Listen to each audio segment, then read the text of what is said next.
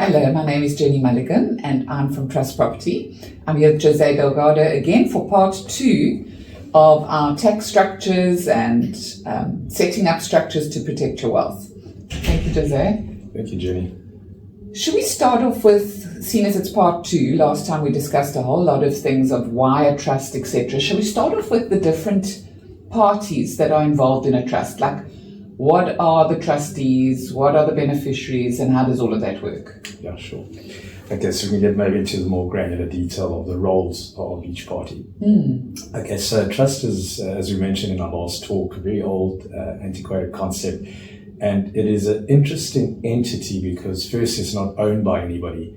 Okay, a lot of people get not confused, but it's like the lines get fuzzy between myself, my trust. Yes. Okay, it's not my trust. Nobody owns a trust, and that's what's key to understand, and that's why trust works so well. Okay, so because they're not owned by anybody, nobody can lay claim to it. However, there's got to be a mechanism of how we establish this. So trust is formed by way of a contract called the trust deed. The parties to this entity are normally called a founder. It's the person who establishes it, or sometimes people call it a settler. So the settler is the person who, out of their benevolence or their smartness, sets up this entity. They create it. But now, in our contract law, you need counterparties. So you can't contract with yourself, unless you're schizophrenic.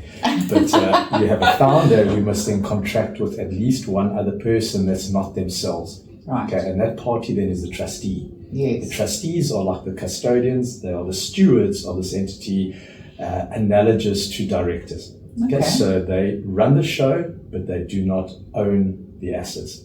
Okay, so as I mentioned earlier, nobody owns a trust. Yes. So the party is the founder, they create it, they enter into this trust deed with trustees, who are then the stewards, who take control of the assets. And ordinarily, in modern times, the assets is a nominal amount, 100 Rand, 500, 1,000 Rand, okay, because there's donations tax. Back in the day, you would actually donate an asset in, like a property or an investment or something like that. Okay. But in today's world, it would attract serious donations tax, so you don't do that. Right. Founder sets it up, contracts with trustees and the custodians, and then these parties have agreed, subject to the terms and conditions of the trust deed, who will benefit from this trust, how the trust will be run, and all those good things. So there's a whole string of terms and conditions, in this constitutional document called the trust deed, which will determine how it's run, who benefits from the powers of the trustees, etc. Now, ordinarily, the founder, after establishing it, falls away. Okay. However, you do have persons who want to maintain some form of control, so they can reserve certain rights to change trustees, change beneficiaries. Okay. However, that could have sort of adverse estate planning consequences, which is why you'll see in most cases the founder falls away, but then there are ways and means within the deed on how trustees will be replaced, or how they retire or resign, who the beneficiaries will be, and how they can also be changed if necessary. So if I'm a family, man and a woman, let's say for this case, and I've got 3 children, I would make myself and my partner the trustees, and the children the beneficiaries, as well as myself and my partner beneficiaries. Okay, so that all depends on the intent of the individuals. Okay, so certainly it can be one founder or 2 founders, so it could be you and spouse or you and partner. That said, they fall away basically. The trustees, minimum 2 trustees. Okay, there is a misconception that you've got to have 3 trustees, and we see that in a lot of documents.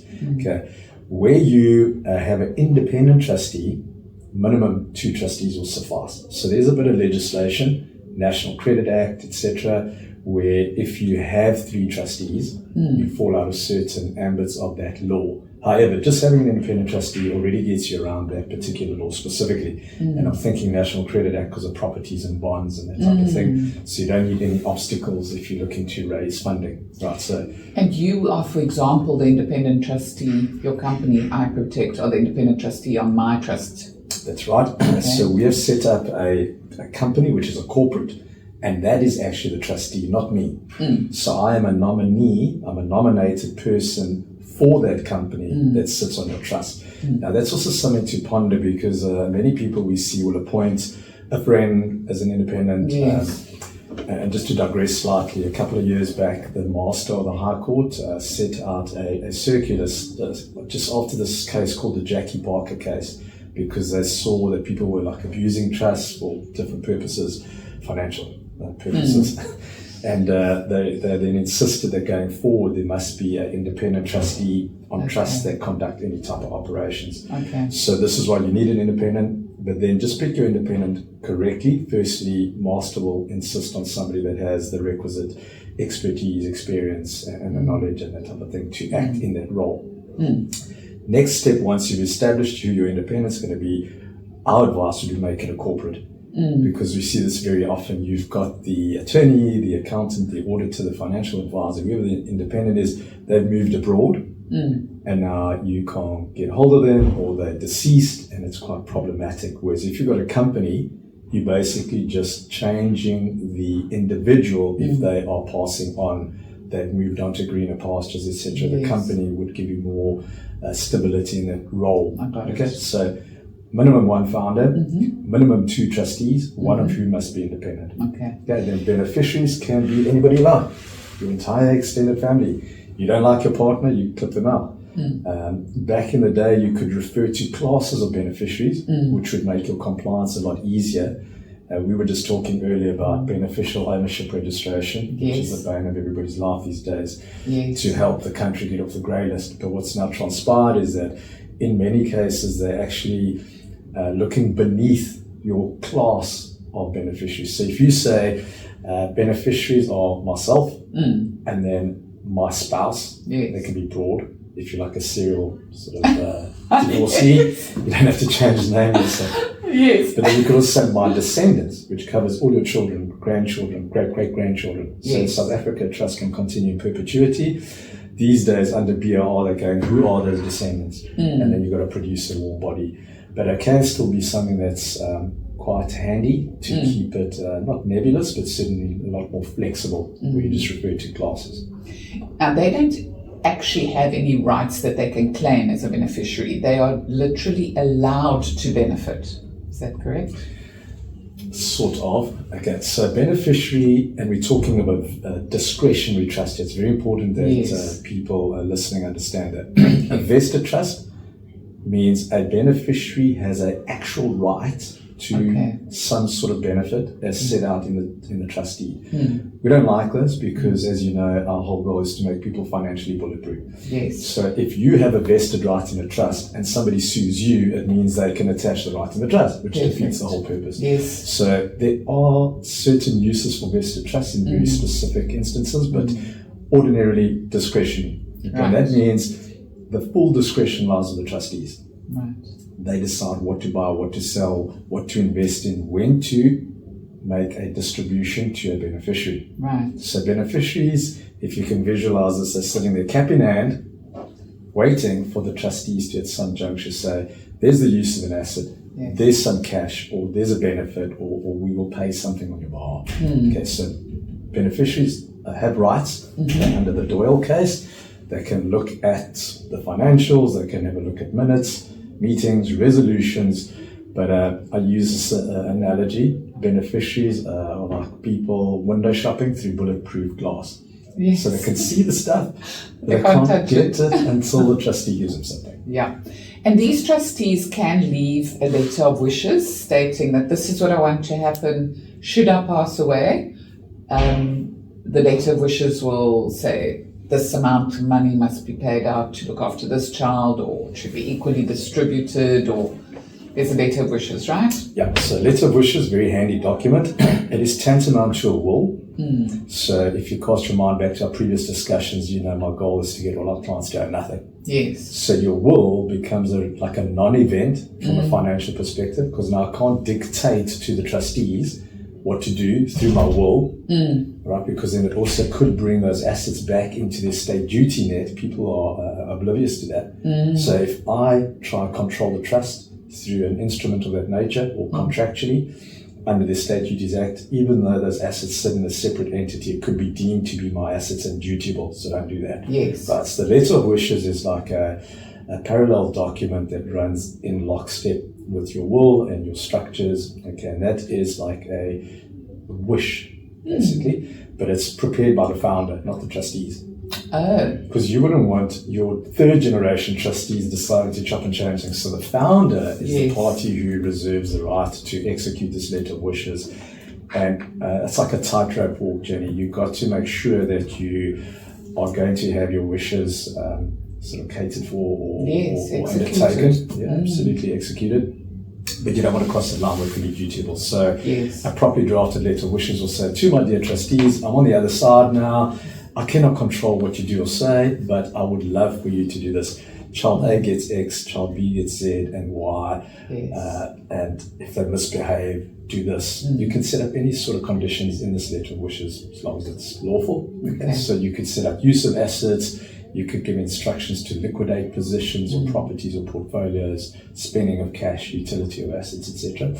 So the way to get your letter of wishes executed properly is to have trustees that you would know would carry out your wishes. So if you have people who are going to act contrary to your wishes, you waste your time. It's not legally binding. So don't get involved in a trust with someone that you don't trust or enjoy or respect and you're on the same page. So in our deeds specifically, we have a particular clause that actually nominates replacement trustees of your choice. Okay, so that's just, again, like it's not forcing them to do it. You can't force anybody to do anything, but you'll set out your succession plan as to who carries the key to the vault post your death. Okay, and then you know that these are people who are trustworthy. They understand you, your family, and then they will carry out your request. So let's say my children are young and I create a replacement trustee, and then 10 years later my children are older. I should now get rid of that replacement trustee and maybe let my children be the replacement trustees, yes? There's no hard and fast rules. I'll give you a great example. I once consulted a gentleman who was 93, I think, oldest guy I saw. His kids then were like just under 70, and he elected not to make them replacement trustees because he thought they weren't responsible enough yet. I mean, how old have you got to be? So it's more about not your age, but about, are you competent? Are you can you handle the role? So some of our clients will not have their children come on because they don't want that infighting. I personally would rather have my children let me educate them around the process and give them financial literacy around how these things work. So when they are old enough and I'm not around, that they can grab the mantle and they're not now subject to some old funny daddy who's going to be pulling the handbrake, giving them a hard time. So, and it could also be a hybrid of that. We put some professionals on that will maybe get them to toe the lines. So there's no hard and fast rules, but certainly kids could come on. Okay, so now we spoke earlier about how this is really a separate entity and therefore there's accounting, obviously, for this separate entity at the end of each tax year, just like you would fill in your tax returns. This entity, being a trust, must put in tax returns, yes? Well, actually, the best way to really sort of look at this is think of it as completely separate from you as I am. I have my own obligations in terms of tax, compliance, reporting, accounting, etc. So all trusts have a February tax year end. Okay, where it's like a company. It's called. You can move it around. It can become January, become December. So you do have to prepare a set of financials for a trust. Under the new law now, you do have to register a trust with SARS, even if it's dormant, even if it's making no cash. So you've got to do the financials in a zero tax return. If there's some activity, buying, selling, obviously that gets all accounted for. There's asset registers. There's also other compliance with the master now. You've got to list your beneficiaries. You also got to do your beneficiary nominations at SARS. It's become really, really onerous. The tax return for a trust is like 20-something pages. Wow. Because back in the day, let's just quickly touch on tax because this is how it works. So a trust has got two, or the trustees rather, got two options. If the trust has got income that's taxable, whether it's income or capital gain, it gets taxed in the trust at the trust tax rate. Alternatively, they can distribute the income or attribute the gain. That absolves the trust from tax. And it shifts the tax burden and liability to the beneficiary. Now that gets rid of that conspiracy that you mustn't open a trust because it's got the highest tax bracket. It does have a very high tax bracket. However, you can distribute the profit, as you say, or the income to the individuals, be it the beneficiaries or the trustees or both, Correct. and they pay tax in their personal capacity, which is obviously much lower. Yes. So let's just quickly deal with the two issues. So cash or the income or the gain remains in the trust. Income tax rate of a trust 45%. Right. Capital gains tax, you take 80% of the capital gain, you add it to the income of the trust. That ends up being 36%. That's why it's deemed or seen to be very high. Yes. Okay, but going back to why I believe the Treasury has created this new monstrous tax return. So imagine this. I make income or a gain, I push it out to my beneficiary, I file a zero tax return, which is 100% legal, legit, Yes. but my beneficiaries never file a tax return. You see the gaping hole. Yes. Now, we've never promoted that because obviously we've compliance and all these good things. Of course. But now with a new return, nowhere to hide. Okay. Because if I say I've moved the gain or I've distributed the income, you've got to have the detail of the beneficiaries receive that so they can obviously cross-check Whether that the they beneficiaries tax. pay the income tax. Which is good, because you're meant Fair to enough, anyway. fair enough. Yeah, so what has actually transpired is trusts are still very tax efficient. However, at a certain threshold, you get to a point where you don't have enough beneficiaries, or the beneficiaries you have are on high tax rates as well. So you can still get smart around having a company as a beneficiary. A lot of people don't know that. Right. You can have a company. And then they've got expenses. Well, not even the expenses. Let's say I've got no expenses in my company. Company tax rate's 27. Okay, so even So just straight doing away, that journal I drop it. entry or whatever you call it. Well, it's actually got a resolutions and flow, etc. So instead of paying 45% in a trust, I distribute the income to the company. I only pay 27 if I've got no kids. Okay? In certain cases, 7C, we touched on that recently, or we can discuss it again. So Section 7C was introduced into our law to curb estate planning. Yes. Because Treasury not happy. Example, you put R1 million into a trust, interest-free. It's a loan. The trustees take the million. They make that 100 million. Yeah. But all the growth is in the trust. Yes. So on my demise, all I have is a R1 million loan. Yes. They're not happy. They're losing out on capital gains tax Yes. and estate duties.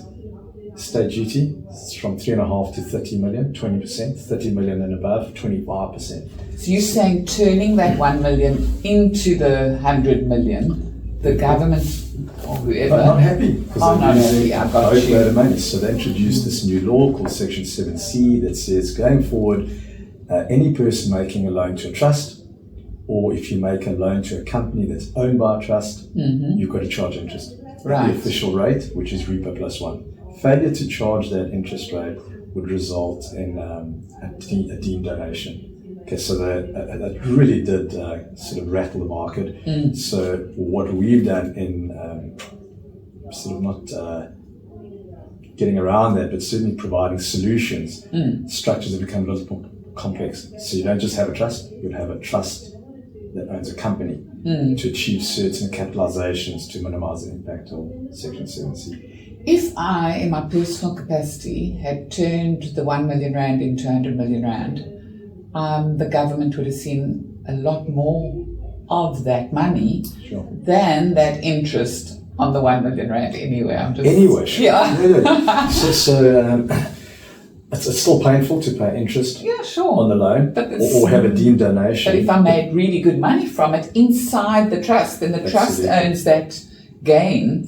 Correct. And it's safe. All the accrual of the value on these investments or properties are sitting and they're warehoused in this Safe entity that's ring fenced from creditors. Well, remember, from we've always discussed this. It's separate- just not a tax discussion, which is why our group's called Iprotect. So our point of departure is it's pointless building your castle on sand. Okay, so set up the correct structures first and foremost for asset protection. Yes. Because it's pointless building up this huge property portfolio, investment portfolio, and you get sued. Yes. And these Absolutely. claims and vagaries come in any form, fashion. We can't fathom what it is. So first point of business, and it's got nothing to do with tax, which is why we get often frustrated with, Treasury looks at this with a very narrow sort of optic and say, oh, it's all about tax. It's not. It's actually not. Can That's you talk just to a benefit. somebody who's just been sequestrated or their business has been liquidated? They would Devastating. bite your arm off to save the roof over their head. Yes. It's not about tax. Yes. Okay. Then yes, sure, we get that there is estate duty savings. Yeah. But if you have a look at what the Davis Commission uncovered in 2016, Judge Dennis Davis, he ran the commission, tax guy, tax guru, and I think the year under review, the estate duty collected was something like 850 million that came out of 50 odd estates. Wow. Okay, so the tax leakage in that sense is not trusts and structures. There's a lot of interspousal stuff going on, because if I leave everything to my spouse, there's no duty. Yes. It's only when the surviving spouse dies. Okay, by then they could have dissipated assets, sold them, given away, restructured. Even lost it. Yeah, and again, I get it. It's a populist sort of tax to say, look, we're going to cane the haves, and look what we're doing the wealthy. Just recently, again, 2 weeks ago, surfaced in the media. I don't know if you saw that. I didn't. We are going to pursue further wealth taxes, and globally, all that's been shown to happen is you just drive away the earners. Like in the UK now, they call it a tractor tax. I don't know if you've seen it. No. There's not been inheritance tax on farms, and they want to introduce it now. Like even Jeremy Clarkson's like a small farmer, and he was leading the brigade, and they walked to 10 Downing Street, and it's crazy. So they're just going, look, we're just going to up and move. You can't peg capital and wealth down. Yes, and punish them for being there. But anyway. Yeah, no, let's not get into the whole debacle. Donations. Explain to me how the donations work. You may donate money every year to anyone, right? But you can also donate to a trust. Yeah, sure. And all the trustees can donate as well as the beneficiaries. Yeah, anybody. I can donate to your structure if I so choose. Do you mind? I know there's a limit of only 100,000. 100,000 each year. But February is coming up. I can take another one in March. Yeah, that is the tax-free limit. Okay. So anything up to 100,000. No tax. Then Section 56 has got certain other exemptions. If you donate to a public benefit organisation that's duly registered, those donations are not taxable. But remember, it's got to be no quid pro quo. You can't have any conditions on the donation, otherwise it loses its nature. Yes. So it's got to be gratuitous with no strings attached. Okay, that's like proper charities. And remember, you're not going to create your wealth through there unless you're being philanthropic. Okay? No, sure. So that's the other aspect of donations. You can also donate to your spouse. Okay, spouse is broadly defined to be anybody that you're in a same-sex or hetero relationship that is like a long-term relationship that qualifies. So you don't have to be married. You can donate freely to your spouse. Okay, no donations tax. And it's quite handy if you're looking to split. But up to 100,000. No. Oh, to a spouse as much as you like. But in my experience, you donate everything to your spouse, that's the day they run away. So make sure you're going to run solid relationship. No, I'm joking. But there's no limit. So you can donate as much as you like to your spouse. There's also a capital gains tax rollover. So for those persons looking to maybe create some very limited type of cheapest chips structuring, just donate everything to my spouse. No CGT, no donations tax. I got you. But careful with the summons that the sheriff might bring around and all your kids gone. But just getting back to that. So 100 grand per annum. Anything over that, donations tax 20%, up to 30 million, and 25% on donations in excess of 30 million. Okay, so this is just a small way that one could increase the value in the separate entity that's completely separate to you every year by doing donations tax before that year end. Doing donations from each trustee and each beneficiary if you want to, or anyone else. But if anybody has sizable amounts of cash that they want to contribute, it takes you like a lifetime, 100 grand per annum. That's sure. Long. The other ways we can do it through partial vesting capitalizations to a trust. It's quite complex to just get into on a video like this. There's also a way that you can capitalize a company. So most people only ever know that there's shares in a company, but they don't know that you can have different types of shares. This is where the fun starts. Right. So I can capitalize a company, get around Section 7C with no interest.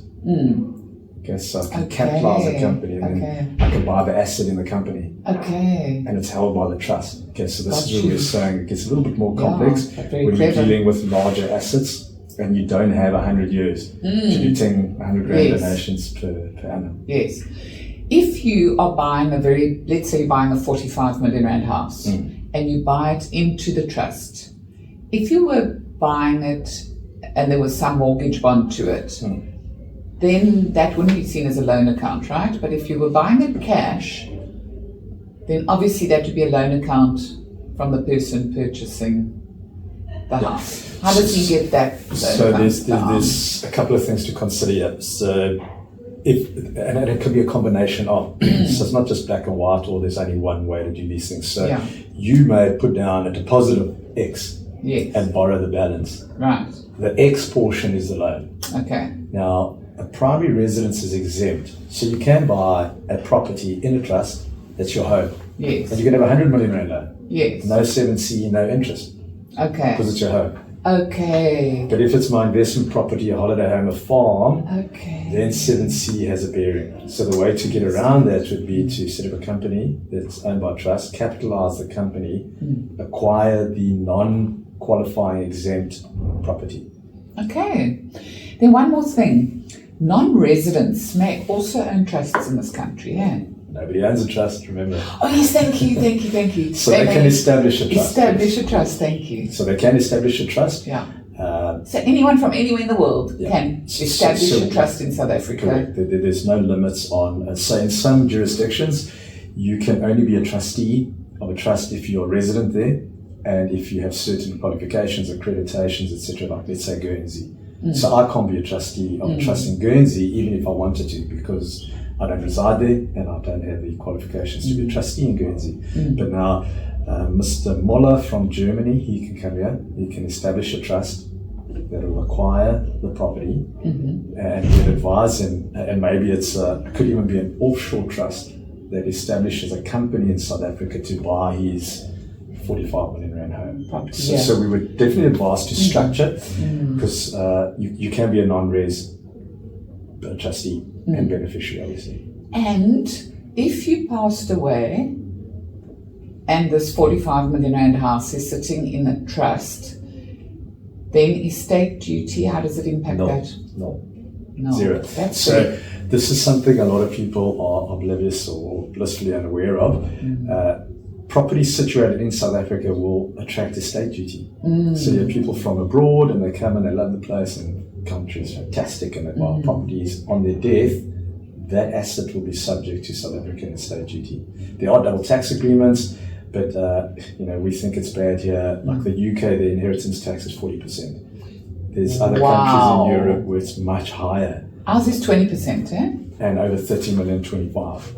Okay. But like in the UK, 40% inheritance tax. £325,000, and then after that it's 40. That is insane. Exactly. So the way to circumvent that, Jenny, you establish a structure for your offshore client, non-res, to set up a structure locally to acquire the asset. Which is the company, right? The company will now, buy the if property. they wanted a mortgage bond or a loan, let's say 50%, because usually a non-resident will get 50% bond in this country if their income is sufficient, obviously. If they were going to do that, would it matter that it was an offshore trust? It does, because being non-resident, now this is not a banking protocol, it's not a tax issue, it is more Reserve Bank exchange control. Okay. So for balance of payments, they don't want offshore residents or non-residents borrowing money locally that they can ship off. You follow? So it's an exchange control limitation. There's certain maximums that a non-res can borrow locally. Okay. Reserve Bank got to tick that box. Okay, so the banks are limited on how much they can lend to non-res. Therefore, that person might want to open a South African trust because that's a company local resident in order to get a 50% mortgage bond. Yeah. Okay, got it.